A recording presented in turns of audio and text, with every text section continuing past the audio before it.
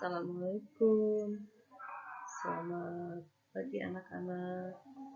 Alhamdulillah kita ketemu lagi dengan akuntansi keuangan dengan materi yaitu mengelola administrasi dana kas kecil.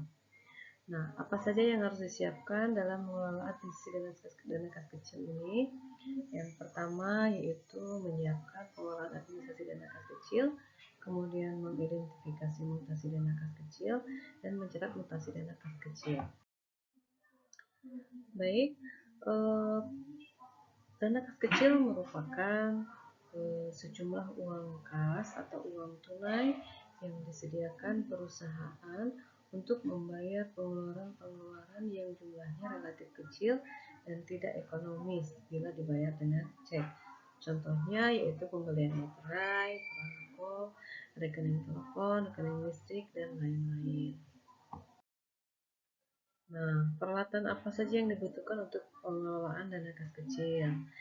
Yang harus ada yaitu formulir permintaan pengisian kembali kas kecil, kemudian formulir permintaan pengeluaran kas kecil, jurnal pengeluaran kas, buku jurnal kas kecil, kemudian buku laporan penggunaan dana kas kecil, bukti pengeluaran kas kecil, dan alat tulis dan alat hitung. Kemudian dokumen-dokumen yang berkaitan dengan dana kas kecil yaitu satu, dokumen atau bukti penerimaan dan pengeluaran kas kecil. Apa saja yang terdapat dalam dokumen atau bukti penerimaan dan pengeluaran kas kecil itu? Yang pertama ada dokumen bukti penerimaan kas kecil, dan yang kedua ada dokumen atau bukti pengeluaran kas kecil. Yang kedua, metode pencatatan dana kas kecil.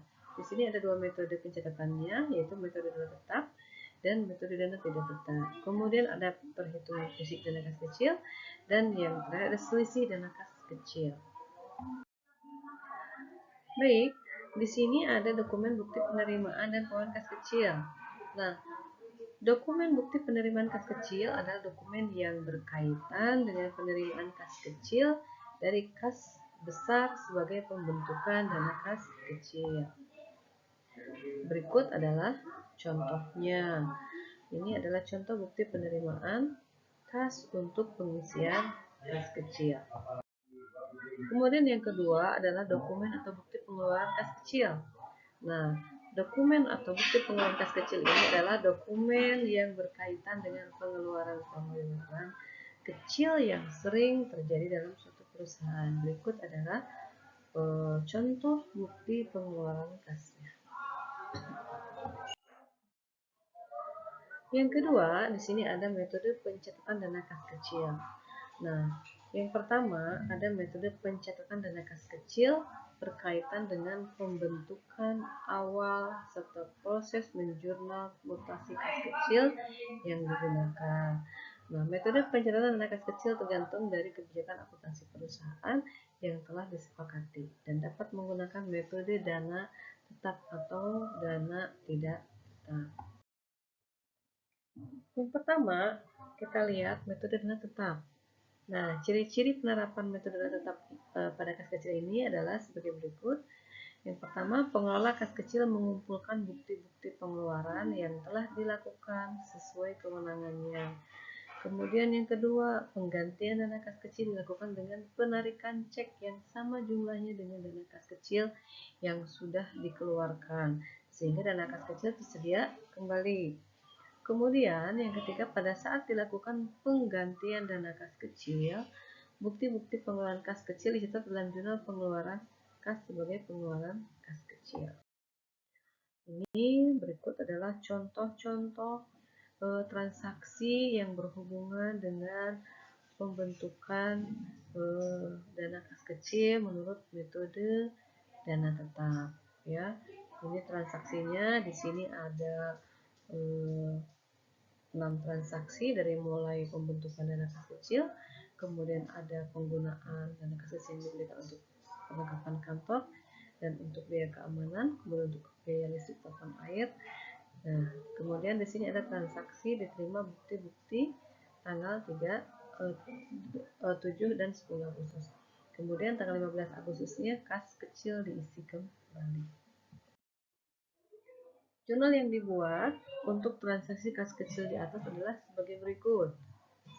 Nah, berikut adalah jurnalnya yang harus dibuat dari transaksi sebelumnya. Nah, di sini pada metode dana tetap, transaksinya tidak dicatat ya, jadi tidak di jurnal. Tetapi ketika pengisian kembali ini ada pencatatannya ya. Nah, yang kedua ada metode dana tidak tetap. Nah, bagaimana cara pencatatan dalam metode dana tidak tetap ini? Dalam metode dana tidak tetap, pemakaian kas kecil oleh kasir kas kecil dicatat dalam bentuk jurnal formal sehingga buku kas kecil dapat digunakan sebagai dasar pencatatan dalam buku besar. Dana kas kecil tidak ditentukan dalam jumlah yang tetap sehingga pengganti dana kas kecil atau pengisian kembalinya tidak harus sama dengan yang telah dikeluarkan. Oleh karena itu, dalam metode fluktuasi tidak perlu dibuat jurnal penyesuaian terhadap saldo akun kas kecil pada akhir periode.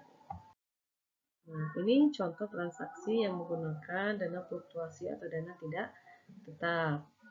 Ya, di sini ada transaksi hampir sama dengan transaksi yang dana tetap. Berikut ada bagaimana cara menjurnalnya.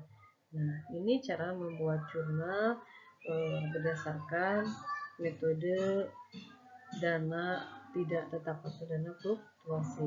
Perbedaannya, kalau yang dana fluktuasi setiap transaksi itu harus dicatat. Ini ya, ini perbedaannya. Yang ketiga, kita ada perhitungan fisik dana kas kecil. Nah, perhitungan fisik dana kas kecil ini dilakukan oleh petugas yang tidak terkait dengan tugas pengelolaan kas kecil. Jadi, uang tunai dan benda-benda yang tergolong dalam kas kecil ini dihitung dan dilaporkan secara rinci mengenai jenis dan nilai per satuan. Nah, kemudian jumlah saldo kas kecil menurut perhitungan fisik harus sama dengan saldo kas kecil menurut catatan. Ya, ini contohnya bagaimana cara pelaporan dalam perhitungan fisik. Jadi, saldo kas kecil awal periode ditambah pengisian dana kas kecil, kemudian dikurangi jumlah pengeluaran dana kas kecil sama dengan saldo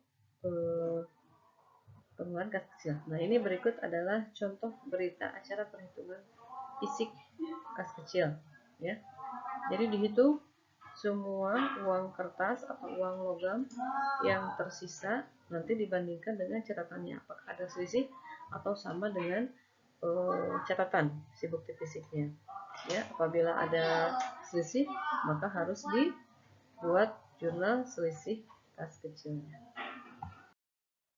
Nah, di sini ada selisih dana kas kecil. Nah, jika kas menurut perhitungan fisik lebih besar daripada kas menurut catatan, disebut selisih kas lebih atau cash average. Jika sebaliknya disebut selisih kas kurang. Selisih kas dapat terjadi karena hal-hal sebagai berikut. Yang pertama, bisa jadi jumlah yang diterima atau yang dikeluarkan lebih besar atau lebih kecil daripada jumlah yang seharusnya dicatat karena tidak terjadi uang pecahan kecil. Kemudian kehilangan akibat kekeliruan saat transaksi pertukaran, misalnya saat memberikan uang kembali. Kemudian adanya uang palsu atau kesalahan pencatatan dalam jurnal dan sebab-sebab lain yang sama sekali tidak diketahui. Nah, di sini ada contoh jurnalnya, contoh transaksi dan pembuatan jurnalnya. Ya, ini ada selisih kas lebih ya. Terima kasih.